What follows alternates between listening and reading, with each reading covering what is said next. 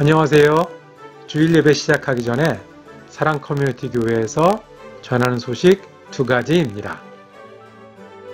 9월과 10월은 유튜브를 통해 온라인으로 주일 예배가 계속됩니다. 현재와 같이 주일 오후 1시에 새로 업데이트해 드립니다.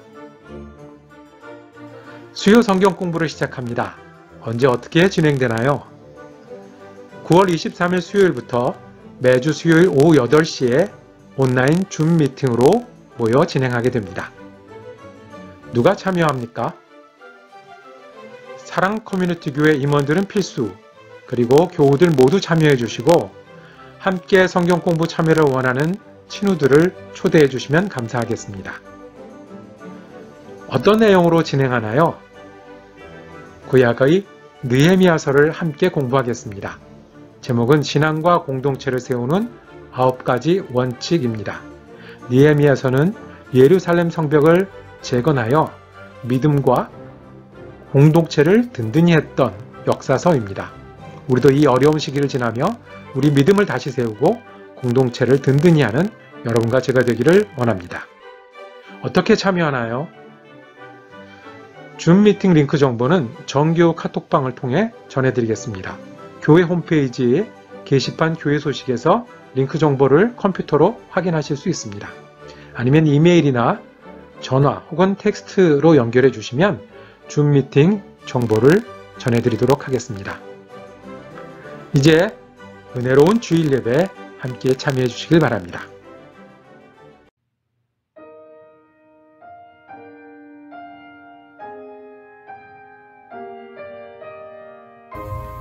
한 주간 동안 평안하셨습니까? 오늘도 주님께서 허락하신 참 좋은 주일입니다.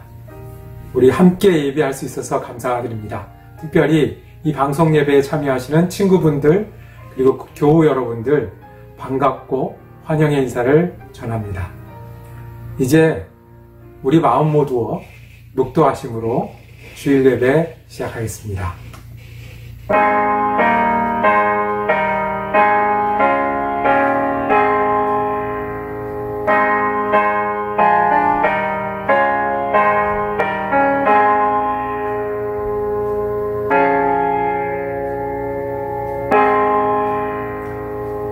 은혜의 아버지 하나님, 어디나 계신 주님께서 오늘 이 자리에 임재하여 주시옵소서. 누구든 사랑하시고 기다리시는 주님께서 우리와 함께하여 주시옵소서. 하나님께 영광과 찬양을 드리는 예배가 되게 하시고 그 영광에 참여하는 우리는 찬송과 기쁨의 예배가 되게 하여 주시옵소서. 우리 주님 예수 그리스도 이름으로 기도드립니다. 아멘. 이제 다 같이 하나님 찬양하실 때에 찬송가 89장 샤론의 꽃 예수 찬양 들으시겠습니다.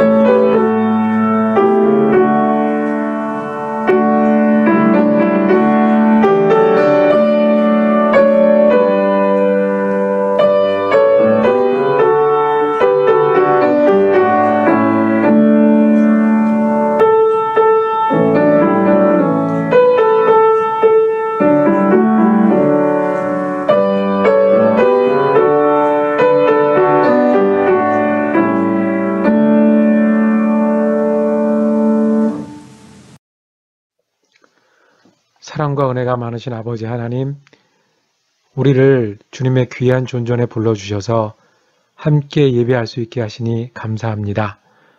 모든 만물의 처음이 되시고 지금도 모든 만물의 주님 되신 하나님께서 친히 우리 아버지 되셔서 걸음마다 시간마다 인도해 주신 그 은혜에 감사를 드립니다.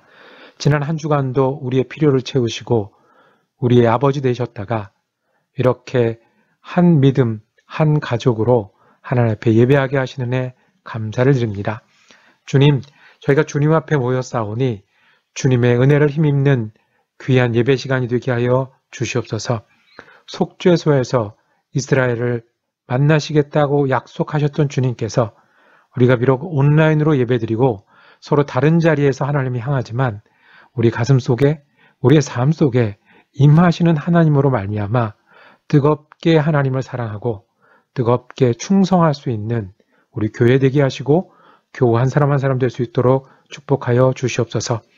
사랑하는 아버지 하나님, 이 땅이 코비드-19으로 인해서 많이 아파하고 고통스러워하고 있습니다.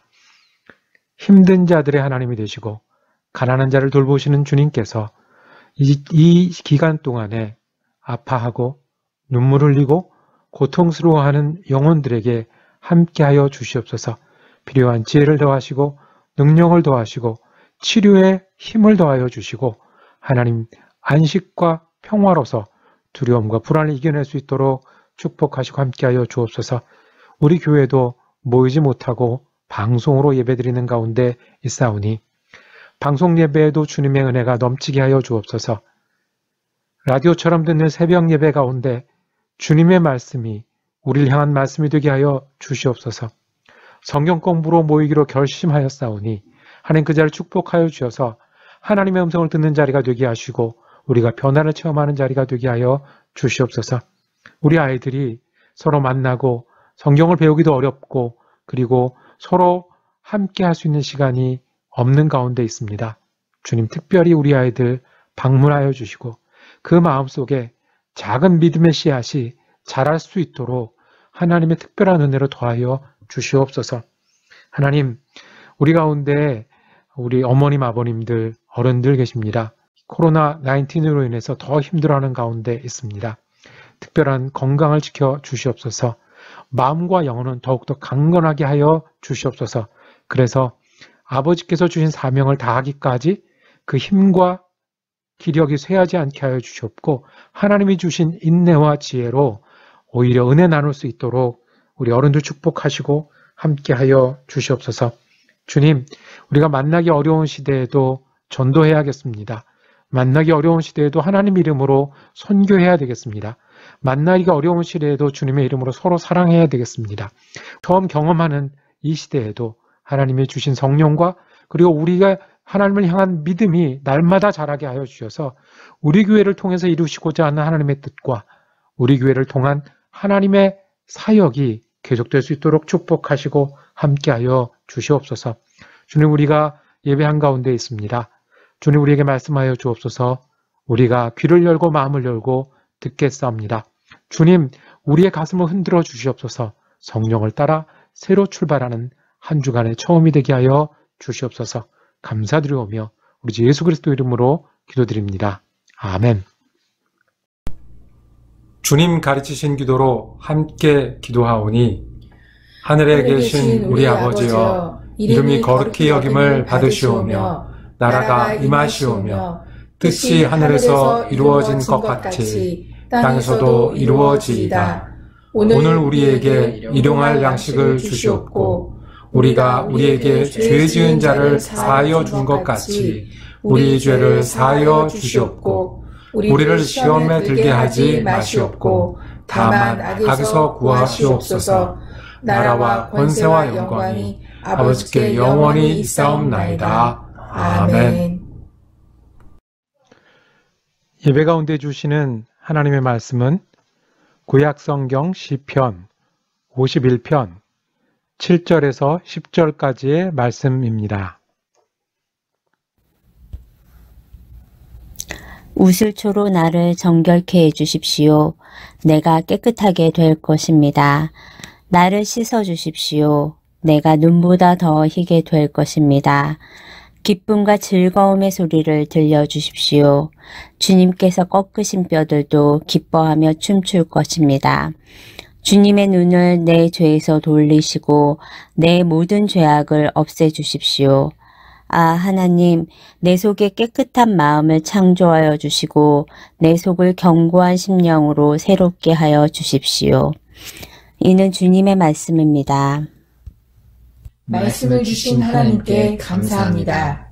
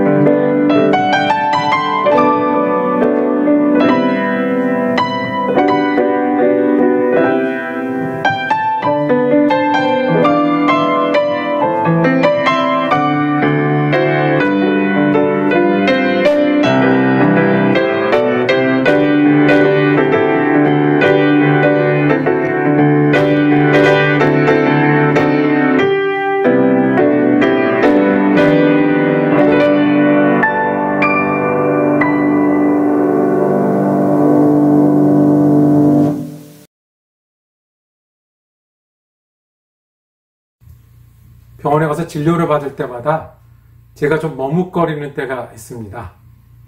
사진을 찍으라고 그러더라고요. 근데 벗고 찍어야 됩니다. 네, 그 엑스레이를 찍는 겁니다. 이게 다 벗고 맨살 되는 것도 부끄러운데 제가 진짜 머뭇거리는 것은 딴 데에 있습니다. 왜냐하면 이게 내 속을 찍는다는 거예요. 내 속에 있는 것들이 어떤지를 보려고 찍으니까 이게 상상이 되잖아요. 혹시 인간성이 찍히진 않을까? 내가 말은 목사니까 하얀 말을 많이 하는데 속에 시커먼 게 있는 게 보이면 어떡하나? 라고 생각이 들어요. 그래서 머뭇머뭇거릴 때가 많이 있습니다. 어렸을 때 만화를 너무 많이 본 탓입니다. 그런데 이 이야기를 바깥으로 하면 저를 정상으로 보겠습니까? 그냥 속으로만 그런 생각을 합니다. 그래서 그 다음부터는 법칙을 정했어요. 이제 그런 두려움이 생길 때 내 인간성이나 내 속마음이 찍히면 어떡하나라는 두려움이 생길 때 그냥 1초만 생각하자. 그리고 실제로 내 속마음이 안 찍혀서 감사하고 겸손하게 내가 하나님 앞에 부족한 사람이다라고 고백하고 자신 있게 벗고 찍자라고 제가 법칙을 정했습니다. 다윗 왕에게 이렇게 속마음이 보이는 엑스레이를 찍는 순간이 있었습니다. 자신의 치부를 드러내는 겉으로는 멋지고 겉으로는 힘있고 경건한 하나님의 왕이었지만 그 속마음이 보이는 순간이 있었습니다. 나단이란 선지자가 찾아왔습니다. 엑스레이 들고 찾아온 겁니다. 와서 왕에게 이야기를 합니다. 선지자가 왕을 찾아오면 왕은 어떤 마음이었을까요? 먼저는 다윗이 믿음이 좋은 사람이니까 하나님이 무슨 말씀을 전해주는지 잘 들으려고 했을 겁니다. 더군다나 온 유다 민족을 대표하는 왕이니까 그 말씀을 잘 받아서 잘 행해야 되는 책임감도 들었을 겁니다. 나단 선지자는 이렇게 이야기를 시작을 합니다. 마을에 가난한 사람이 있었는데 양이 한 마리가 있었습니다. 같이 먹고 자고 딸처럼 여겨서 귀하게 길렀습니다. 옆에 부자가 있었는데 많은 짐승이 있었습니다. 근데 이 부자가 자기에게 귀한 손님이 와서 짐승을 잡아서 대접할 때 자기 양을 잡지 않고 이 가난한 사람, 딸처럼 여기던 그 양을 뺏어다가 그 양을 잡아서 자기 손님에게 대접을 한 겁니다. 그런 일이 있었답니다. 라고 왕 앞에서 얘기를 했습니다. 하나님의 말씀을 전해줄 걸로 기다리던 왕은 그 얘기를 듣고 대답을 합니다. 어찌 이런 일이 있을 수가 있겠는가? 내 왕국에서는 우리 하나님을 믿는 민족에서 있을 수가 없다라고 대답을 합니다. 지금 같으면 저스티스 얘기도 했을 거고 이퀄러티 얘기도 했을 거고 믿음 얘기도 했을 거고 실천 얘기도 했을 겁니다. 다윗은 이렇게 대답을 합니다. 사무엘하 12장 5절 말씀입니다. 다윗은 그 부자가 못마땅하여 몹시 분개하면서 나단에게 말하였다. 주님께서 확실히 살아계심을 두고 맹세하지만 그런 일을 하는 사람은 죽어야 마땅합니다. 그 이야기가 끝나고 나단이 이야기합니다. 실은 당신 이야기입니다. 이 이야기가 가난한 사람의 양을 뺏어다가 마음대로 쓰는 이 이야기가 당신 이야기합니다. 하나님이 당신을 왕이 되게 하셨고 앞으로도 크게 하실 수 있는데 당신은 하나님 앞에 죄를 범했습니다. 무슨 죄를 범했을까요? 다윗은 이 순간에 무엇을 떠올렸을까요? 다윗은 남의 아내를 빼앗았습니다. 그리고 그 남편 우리아를 죽였습니다. 그런데 더 무서운 말은 아내를 빼앗고 사람을 죽인 것보다 더 무서운 말은 하나님께서 말씀하십니다. 이것은 내게 악한 것이다 라고 말씀합니다. 내게 반역한 것이다. 나를 무시한 것이다 라고 말씀합니다.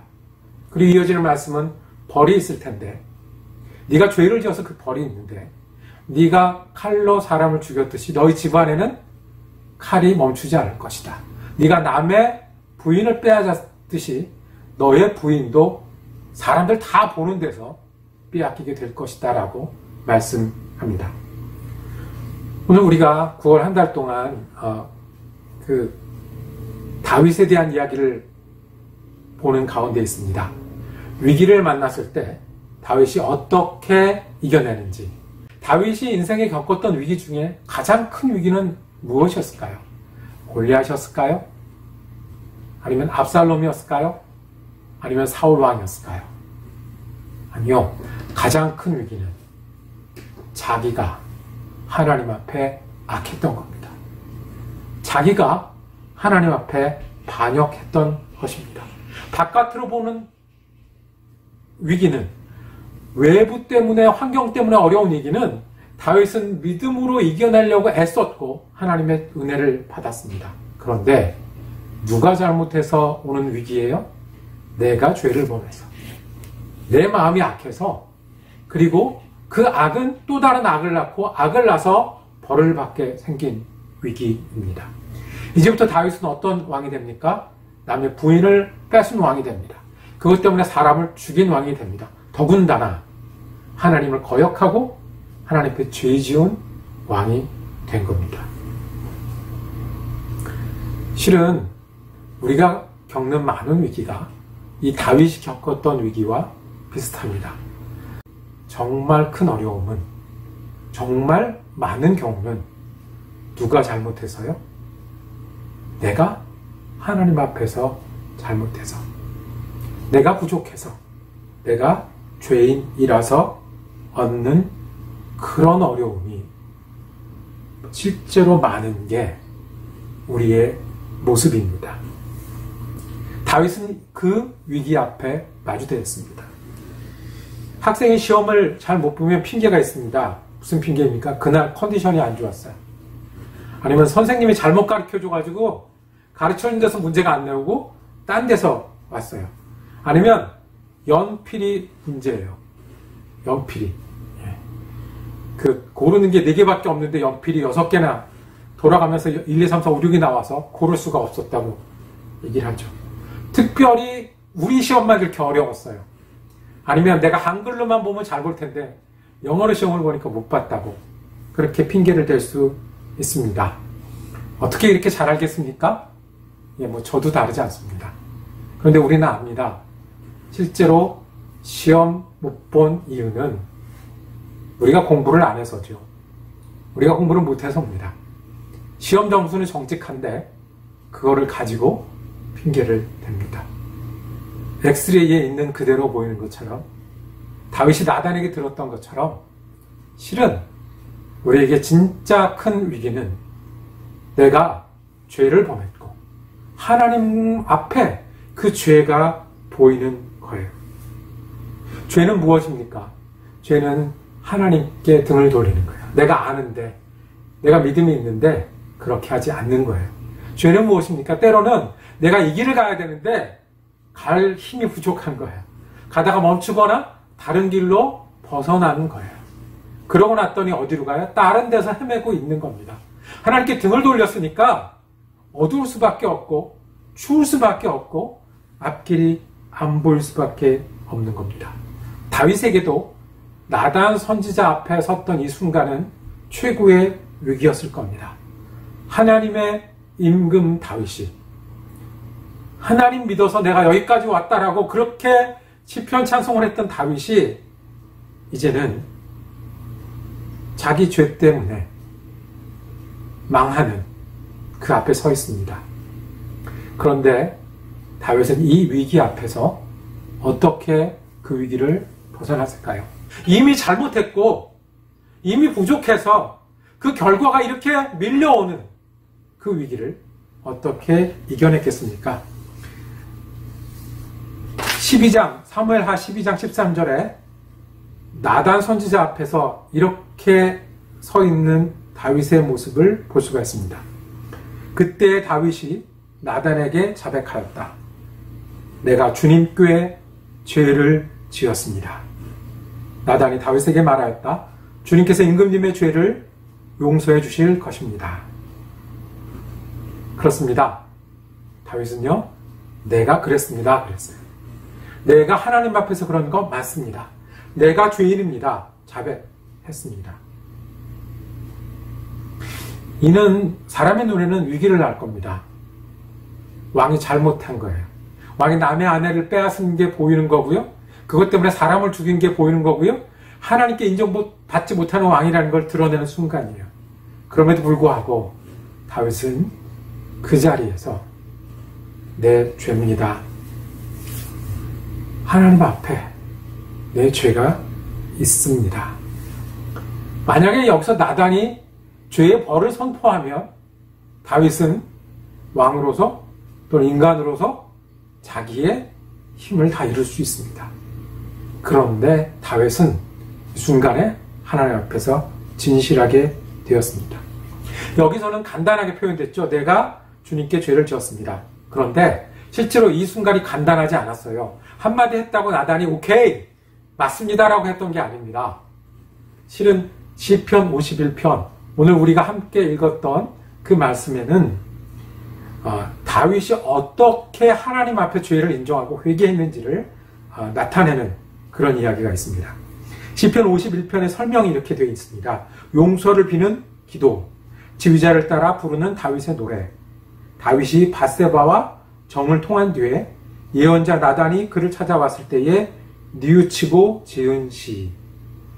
그러니까 실은 시편 51편은 내가 주님께 죄를 지었습니다라고 한 줄로 나온 그 시가 실제로 어떻게 되었는지를 길게 풀어놓은 말씀입니다. 첫 번째, 다윗이 내가 죄를 지었다라고 말씀하는 것은 어떤 말씀인가요?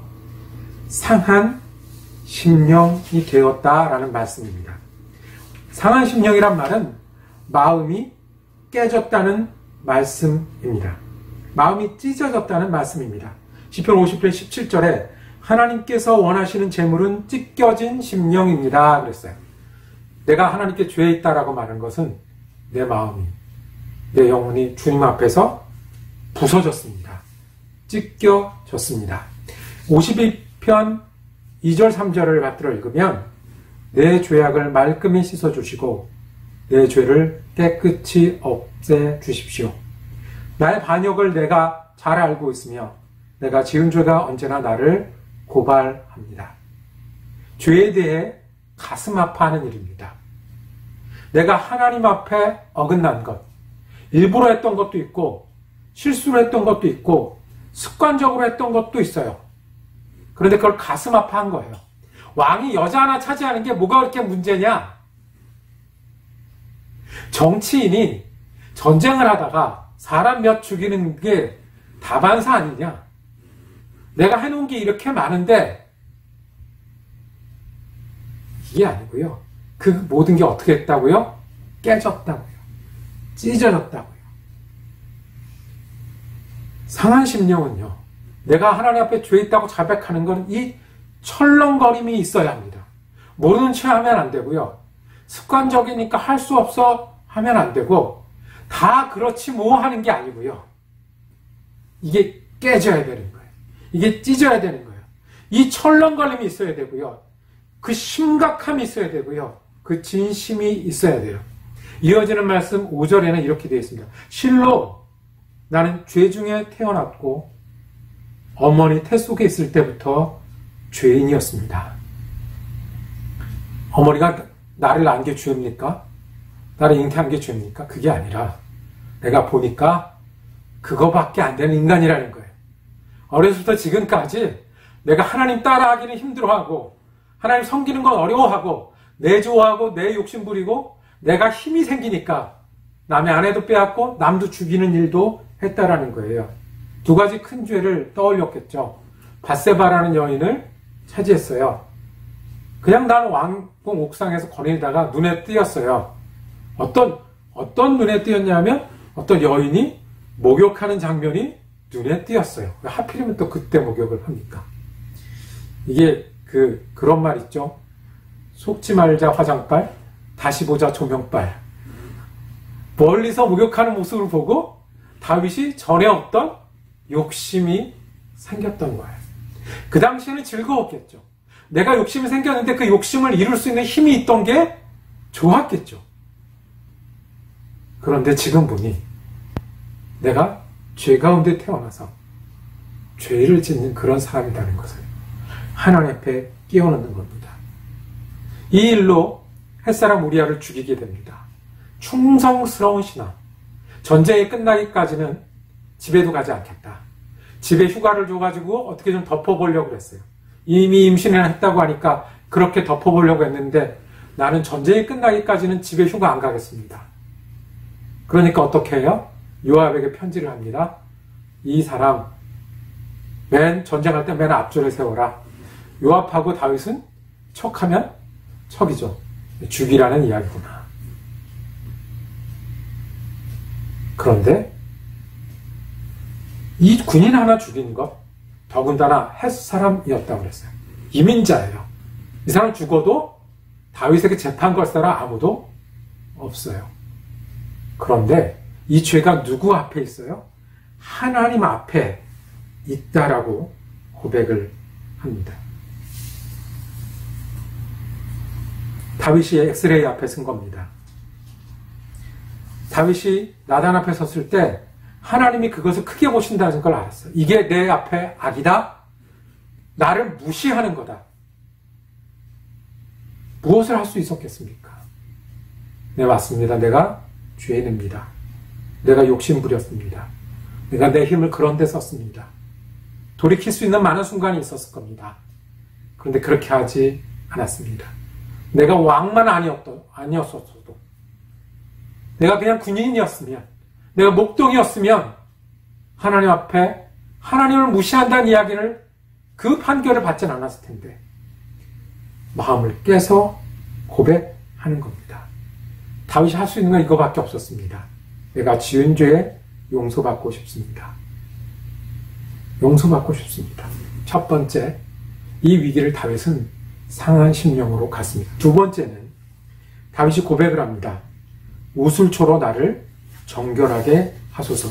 오늘 우리 함께 읽은 말씀이죠.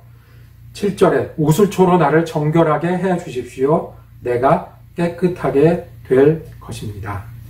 내가 할 수 있는 거는 뭐밖에 없어요? 자백하는 것밖에 없어요. 저 엑스레이 내 거 맞습니다. 저 시커먼 속 나 맞습니다. 그거밖에 없어요. 그런데 그 다음부터는 누가 하셔야 돼요? 하나님이 하셔야 돼요. 하나님 무엇을 하시는 겁니까? 죄를 깨끗하게 하실 수 있는 분은 하나님밖에 없다라고 하는 거예요. 그 표현이 우슬초로 나를 정결케 해달라는 겁니다. 우슬초가 뭡니까? 예, 정확하게는 우리가 우슬초를 가지고 뭘 해본 적은 없지만 이 박하계통의 그런 나무 것 같아요. 그러니까 박하계통이면 풀반, 나무반 요 정도 되는 거죠. 근데 그거를 꺾고 그걸 잘라다가 정결 예식에 사용합니다. 정결 예식. 레위기에 보면 문둥병, 한센시병 환자가 마을에서 떠나 있어야 되죠. 전염하니까. 그런데 혹 낫는 경우가 있어요. 나았기 때문에 다시 돌아가려고 할 때 그 판결을 누가 해주냐면 제사장이 하거든요. 제사장이 정결하게 됐다라는 표시를, 너는 더 이상 병든 몸, 더러운 육체를 가지고 있어서 우리로부터 떠나 있는 게 아니라 이제 돌아와도 된다라는 정결 예식을 어떻게 하냐면 새를 잡아서 그 피를 그 우슬초 가지에 묻혀서 7번 이 사람에게 바르면 그때부터 이 사람은 깨끗하다는 걸 인정받은 거예요. 누가 해야 돼요? 제사장이 해야 돼요. 무슨 피로 해야 돼요? 새 피로 해야 돼요. 또 언제 나오죠? 여러분들 출애굽할 때 가장 극적인 장면, 10번째 재앙. 모든 애굽의 초태생, 장자와 첫 가축의 새끼들이 다 죽어갈 때 누구만 구원받았습니까? 예, 이스라엘 백성만 구원받았죠. 그때 무엇을 보고 살았습니까? 문가에 바른 피를 보고 구원받았어요. 문 머리에 양쪽에 바르는데 양을 잡아서 그 피를 발라라. 뭐를 가지고? 그때 쓰던 나무가 뭐예요? 우슬초예요. 우슬초를 가지고 그 피를 거기다 바르면 넘어가겠다. 다윗이 그 고백을 하는 겁니다. 내가 할 수 있는 것은 없습니다. 이렇게 마음이 깨어진 것밖에 없습니다. 주님, 저에게 우슬초로 발라서 저를 깨끗하게 해 주십시오. 그러면 제가 눈보다 희게 될 것입니다. 라고 얘기를 하는 겁니다. 주님의 은혜를 간구하는 거예요. 죄에서 돌이키는 건 내가 못하는데, 그걸 깨끗하게 하는 건 이미 젖은 일을 바꾸는 걸 내가 못하는데, 하나님 은혜를 간구하는 겁니다.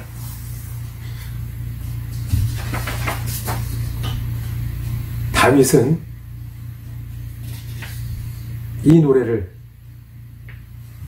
불렀어요. 울면서 나단 앞에서, 하나님 앞에서 이 노래를 불렀어요. 내가 마음이 깨졌습니다. 우슬초로 저를 정결케 하는 은혜를 주십시오. 다윗 이후로 이스라엘 백성은 죄를 지었을 때 그것을 회개하면서 무슨 찬송을 했을까요? 시편 51편. 저는 다윗과 같은 죄인입니다. 다윗의 마음처럼 깨졌습니다. 다윗이 했던 것처럼 은혜를 간구합니다. 그러면 우리는 어떻게 할까요?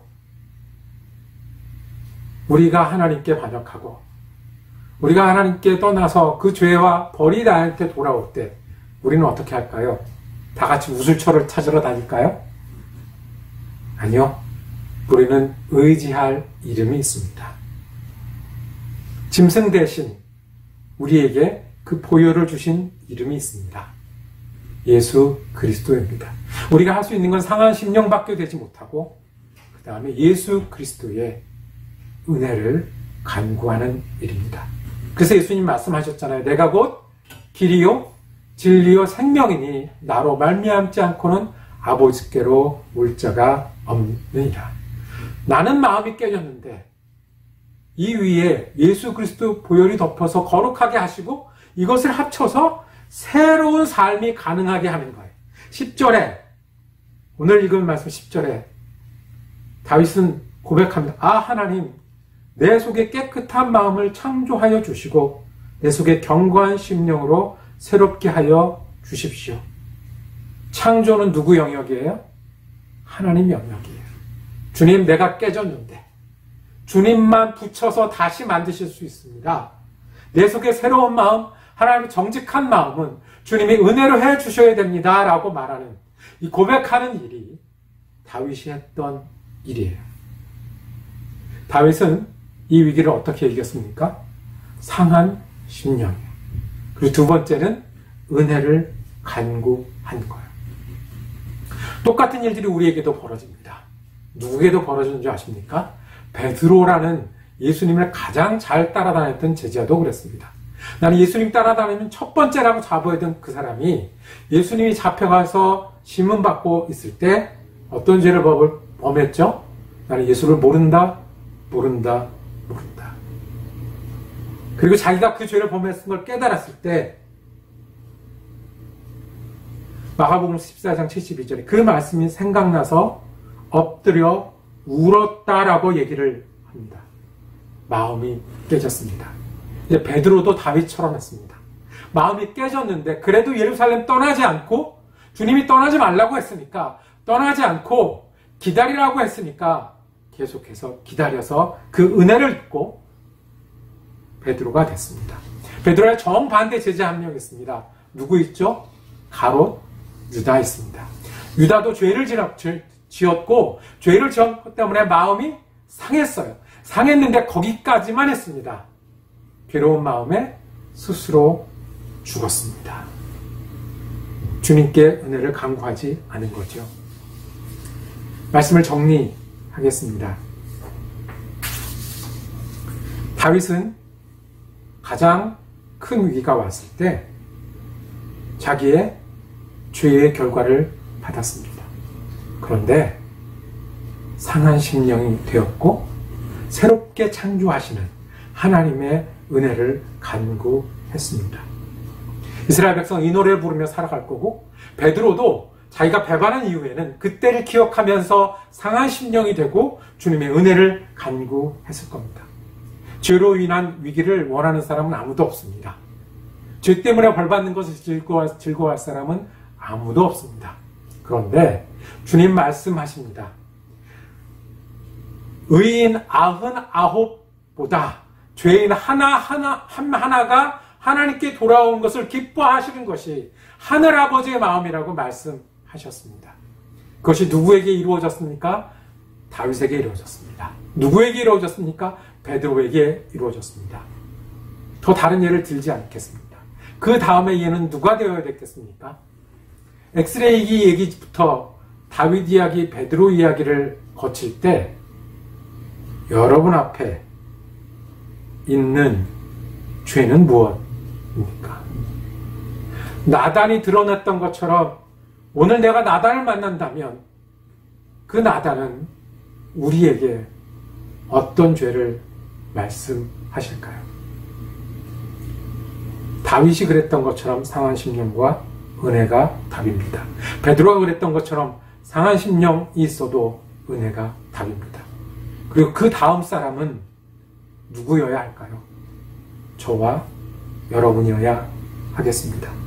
저도 죄인이고 날마다 넘어지고 똑같은 데서 넘어지니 그럼에도 상한 심령을 찾으시는 주님 앞에 그럼에도 피 흘리기까지 정결케 하시는 주님 앞에 상한 심령이 되고 그리고 은혜를 간구하는 저와 여러분이 되기를 주님의 이름으로 축복합니다. 기도하겠습니다. 은혜의 아버지 하나님,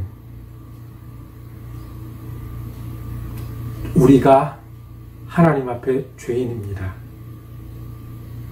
이 앞에 상한 심령이 되게 하시고 주님의 은혜를 간구하게 하여 주옵소서.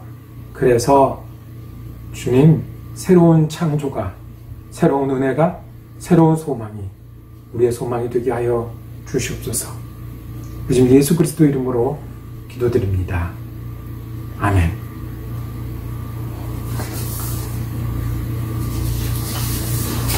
이제 다 같이 하나님 찬양하실 때에 찬송가 336장 오랫동안 모든 죄 가운데 빠져 하나님께 찬양 드리시겠습니다.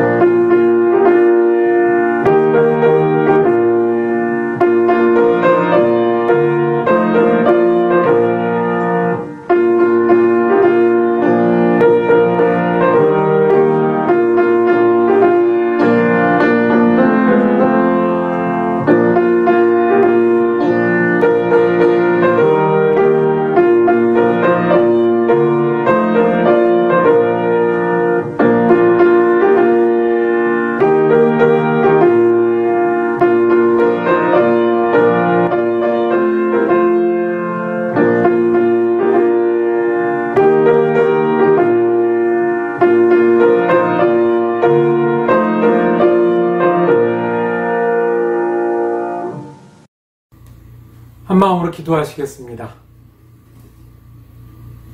주님, 우리 가운데 은혜의 주님 되어 주셔서 감사합니다. 우리가 또 한 주간을 주님 앞에 살기를 원하오니 걸음마다 시간마다 은혜로 우리를 인도하여 주시고 함께하여 주시옵소서. 이제는 우리 주 예수 그리스도의 은혜와 하나님 아버지의 사랑하심과 성령님의 위로 교통하심의 역사가 주님 앞에서만큼은 상한 심령이 되어 은혜와 창조의 능력을 덧입기 원하는 우리 사랑 커뮤니티 교회 가족들 머리머리 위에, 그리고 그 가정과 일터 위에 지금부터 영원까지 함께 하시기를 간절히 축원하옵나이다. 아멘.